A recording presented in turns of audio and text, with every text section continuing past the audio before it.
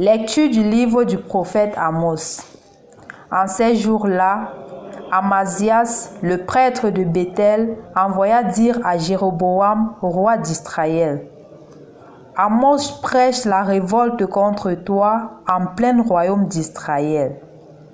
Le pays ne peut plus supporter tous ces discours, car voici ce que dit Amos. Le roi Jéroboam périra par l'épée et Israël sera déporté loin de sa terre. Puis Amazias dit à Amos: Toi, le voyant, va-t'en d'ici, fuis au pays de Juda. C'est là-bas que tu pourras gagner ta vie en faisant ton métier de prophète. Mais ici à Béthel, arrête de prophétiser, car c'est un sanctuaire royal, un temple du royaume. Amos répondit à Amazias: Je n'étais pas prophète ni fils de prophète. J'étais bouvier et je soignais les sycomores.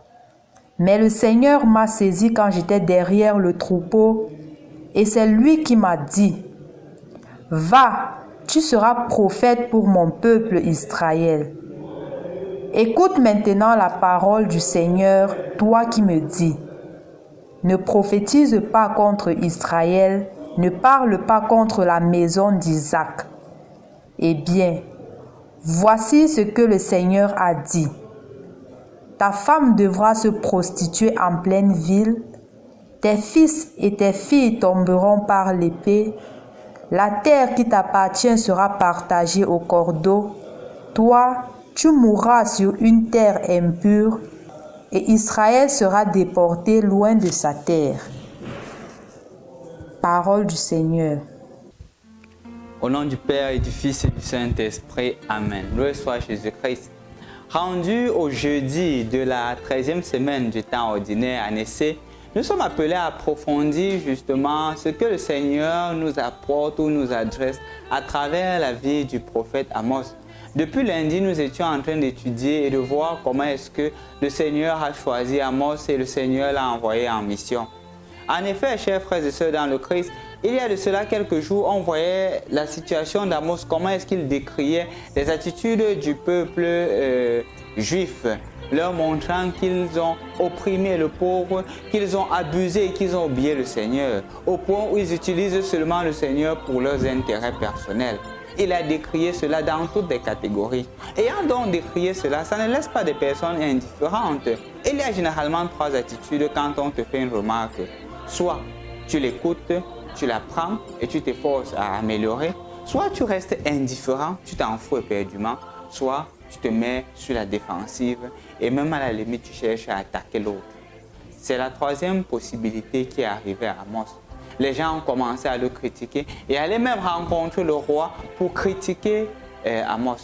Au point où le prophète Amazias arrive et lui dit que non, regarde, quitte ici, va ailleurs avec tes prophéties parce que là-bas tu pourras gagner ta vie. Oh, il ne faudrait pas que tu viennes ici parce que ton discours nous dérange. Il faudrait partir. Je crois que c'est l'attitude de beaucoup d'entre nous, non? Parfois, nous sommes repoussés parce que nos discours de vérité dérangent. Dans certaines familles, c'est même le cas.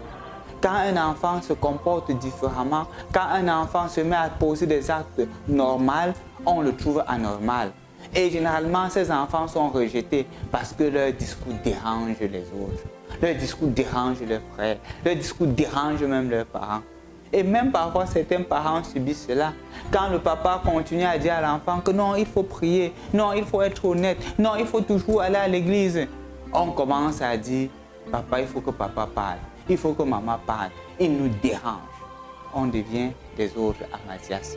Quand on n'est pas capable d'accepter la vérité et de la laisser nous transformer, on devient des autres Amazias. Parce qu'on continue à redire ce qu'on a adressé à Amos, va ailleurs, ton discours me dérange. Chers frères et sœurs dans le Christ, remarquons ceci et gardons-le. Ne rejetons pas les autres parce qu'ils sont différents. Ne chassons pas les autres parce qu'ils sont différents. Jésus nous aime dans notre différence. Grandissons aussi dans l'amour de l'autre malgré sa différence. différence. La deuxième des choses que je voudrais partager avec vous aujourd'hui, chers frères et sœurs dans le Christ, c'est l'attitude d'Amos. Généralement, quand il y a des pressions de part et d'autre, après un acte qu'on a posé, la tendance est de se décourager. Combien d'entre vous avez posé des actes de générosité à l'égard des autres et après, ils se sont tournés vers vous, ils vous ont insulté, ils se sont moqués de vous? Quelle a été votre attitude? Généralement, l'attitude, c'est que je ne le fais plus. Il croit que quoi? Il pense à quoi? Je ne le fais même plus. Il va se débrouiller, elle va se débrouiller. Parce qu'on se décourage. C'est ce qu'on attendait d'Amos. On attendait qu'il se décourage parce que le roi était au courant. Le roi était un valeureux guerrier. Le roi pouvait seulement claquer le doigt et on le tue. Il a dit non. Pourquoi est-ce qu'il a dit non? Pourquoi est-ce qu'il a persévéré dans sa mission comme nous le verrons dans les jours à venir? Parce que justement, il sait en qui il a mis sa confiance. Il se rappelle de son histoire. Il savait qu'il était un bovier. Il savait qu'il avait un sycomore. Il savait qu'il avait du travail. Mais il a laissé cela parce que le Seigneur l'a appelé. Confiant, conscient du fait que son appel ne vient pas de lui. Conscient du fait que ce qu'il est en train de faire ne vient pas de lui. Ça vient de Dieu lui-même. Il ne peut pas se décourager. Chers frères et sœurs dans le Christ, c'est très fort parce qu'il est rentré à la source de son appel. Parfois, les couples se divisent. Pourquoi? Monsieur se sépare de la femme se sépare de monsieur. Pourquoi? Parce qu'on a oublié qui nous a unis. On a oublié la source qui est Dieu. Parce que les moments difficiles viendront toujours et les moments difficiles arrivent toujours dans nos vies. Mais on ne peut tenir bon que si et seulement si on sait en qui nous avons mis notre foi, qui est Dieu lui-même. Mon frère, ma soeur, aujourd'hui, soit un autre Amos qui soit capable de tenir Dieu ferme, de tenir Dieu clair devant soi, même au moment, même dans les moments les plus difficiles, même dans les moments où tout le monde se décourage, même dans les moments où tout le monde nous persécute, que nous soyons des autres Amos fermes. Et évitons d'être des Amazias qui prennent justement parfois la religion, qui prennent justement parfois la foi chrétienne pour leur intérêt personnel. C'est pour cela qu'il dit que va te trouver un autre métier. Suivre Jésus n'est pas un métier. Chaque fois qu'un homme de Dieu, chaque fois qu'un leader utilise Dieu pour s'enrichir, il s'éloigne de Dieu. Parce qu'il ne fait pas la prophétie que Dieu lui demande de faire, il fait la prophétie en vue d'avoir quelque chose.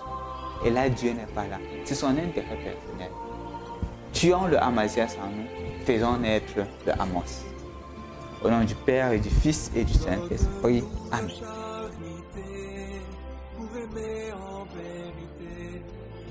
Esprit Saint, nous brûler de ton feu.